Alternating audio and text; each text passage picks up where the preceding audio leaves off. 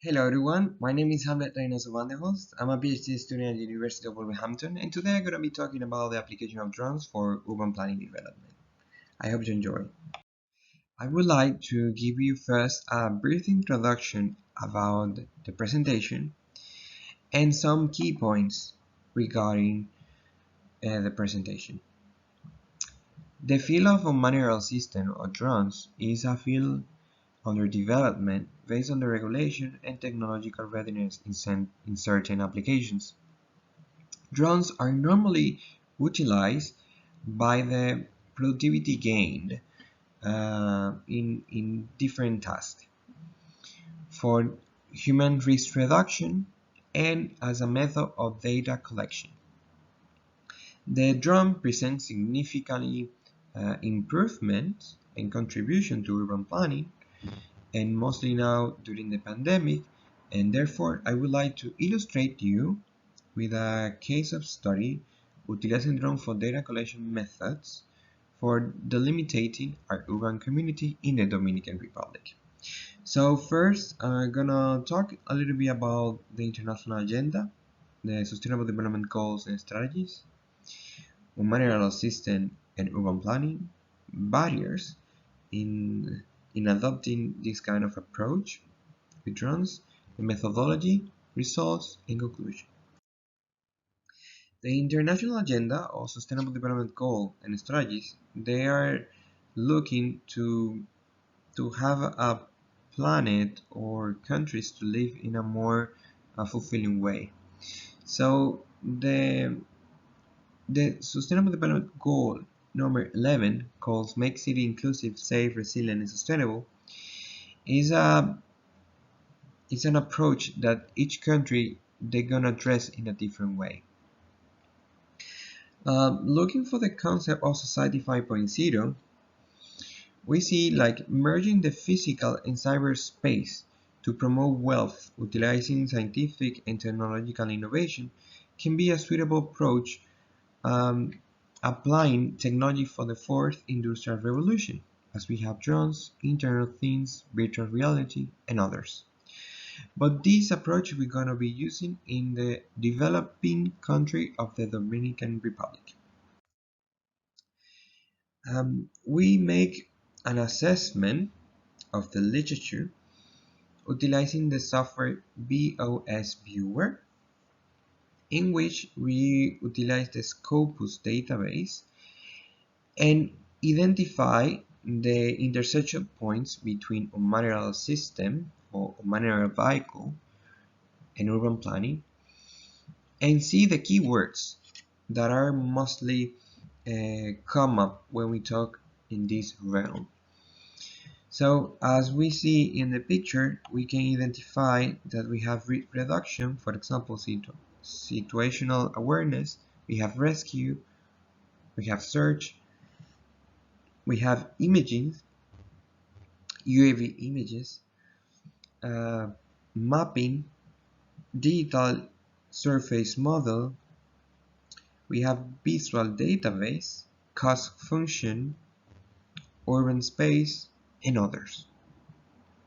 So specifically for urban planning, we just identify some of them as the swarm of drones, how multiple drones may affect an urban area or the airspace of that area.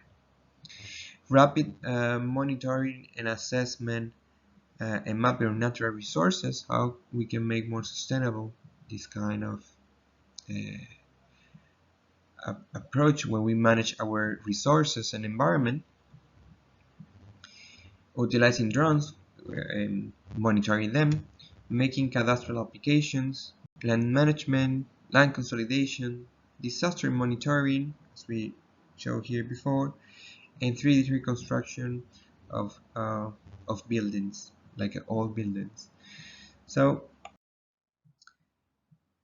after we get deeper in this literature review, we identify other subcategories and fields that compose an urban city. So we have construction, infrastructure, traffic, and agriculture.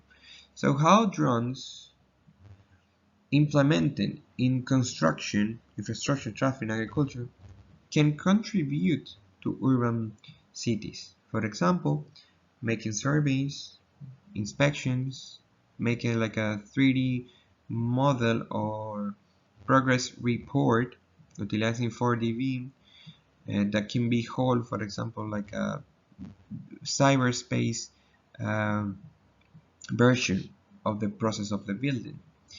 Then we have, for example, the infrastructure that is already built, how we can reconstruct them and make that city in the cyberspace. Then how the traffic, the movement of people, vehicle detection, and many things, we can simulate that in a cyberspace. And finally, how the vegetation can be influenced by humans and how we can record that in a digital space or cyberspace. So we have this kind of approach. This is the vision.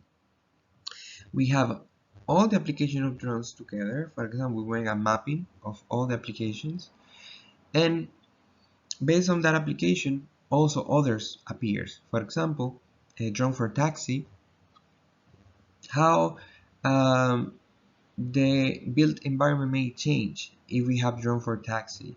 If we need a different kind of buildings, do we need a different kind of construction for that?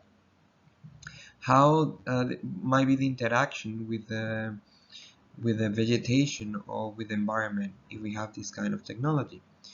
And also, what are the implications if we, for example, drones currently may not be ready to make like a fully operable and sustainable cargo uh, task based on the propulsion methods and also the energy resources.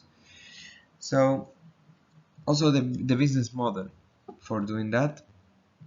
So based on that, we need also to have Internet of Things infrastructure to maintain totally the drone communicating with the tower of control, and see how after mapping all the city, we can see how sustainable are the city, and with all the virtual resources, then we can teach with that and produce like a real world experience, but in a digital way.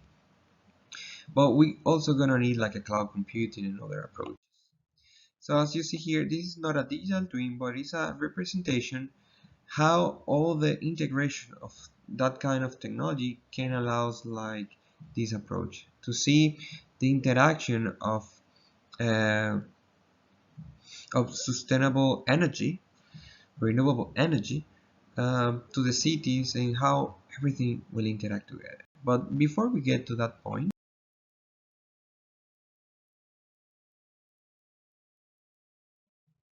we face some challenges. In the Dominican Republic, we have the challenge of human adaptability, like how the people may adapt to those new normal. We have drones.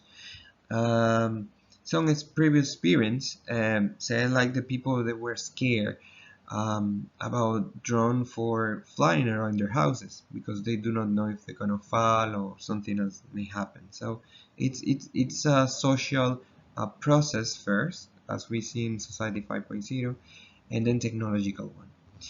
Strategic plans for urban development towards smart cities, feasible cases of the technology to see if this is a business cases in that, lack of awareness and innovation, knowledge management system, if it's only for specific groups that can address or understand the technology, or it can be widespread, or which is the rate that can be widespread.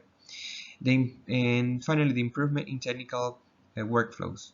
Like if we have a specific technology that we're going to incorporate in specific task, and that task in the organization cannot be held by the internal system or the person, or is not suitable in the approach that that organization is carry out, then it's not necessary to apply that technology in that specific context.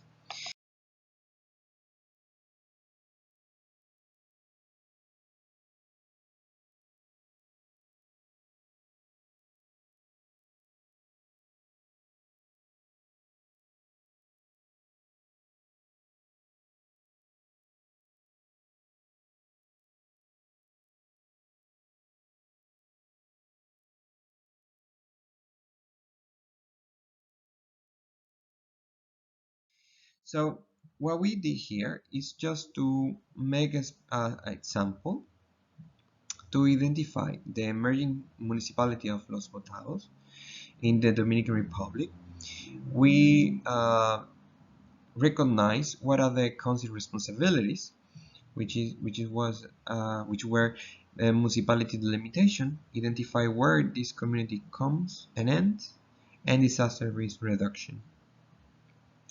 Then we select the drone. These are the drones that we have on the field, and we utilize the drones more smaller that we have based on risk assessment. Like if something happened, then the fall of the drone is going to be less dangerous than the big ones or an hexacopter. And also the battery, the radio frequency, and insertion size. So we make this map, this plan, drone plan. We identify the time that we're going to be flying around, the battery, the distance, the speed, the area that's going to be covered, and the amount of storage that we're going to need. Then finally, we utilize this as to make like a 2D map and probably make a digital twin. So this is one of the 3 assessments that it was made, and in this assessment it was identified many. As we see in the pictures, through time it was evaluated what are the changes that the land has through time. So in the first pictures, as you see here, we identify the areas that it was normally without houses, and then there were houses there like built in the next year.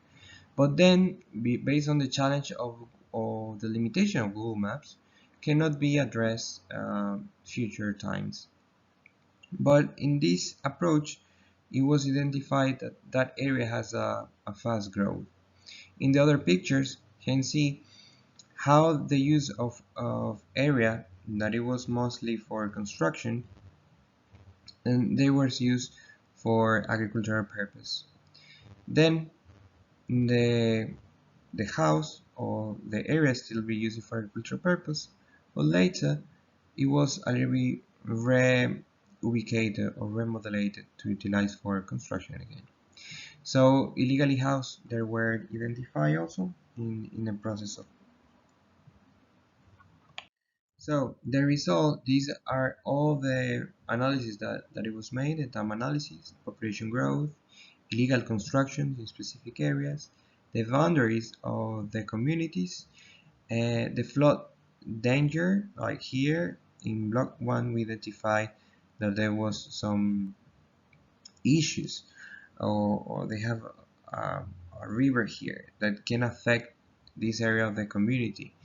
So this kind of map allows them to provide information to other institutions, for example 911 and other institutions, to address mitigation plans for risk reduction, climate change, population growth, and in the case of COVID-19, they can identify focus area, potential focus area, and areas of infection. So with that, the community knows how to manage that specific area in a way. So, or deliver kits or kits for medicines or make some tests. In other cases, the information also can be shared to identify what are the future demands of the community. For example, the need of road and water resources. So with the yellow one, it was identified that these are the emerging roads, what are the risks involved in those roads, and how they're going to be addressed in the future. So the sustainability of the project were mostly encouraged to be as an alliance with public and private partners. Unmanned Aerial System, in conclusion, is a very useful tool to enhance the technical capabilities of Council and get into the concept of Society 5.0. However, in this country, they're gonna need like several digital transformation and framework to adopt this technology into their normal workflows. Thanks so much for your attention. If you have any questions, just let me know. Thank you. Have a great day.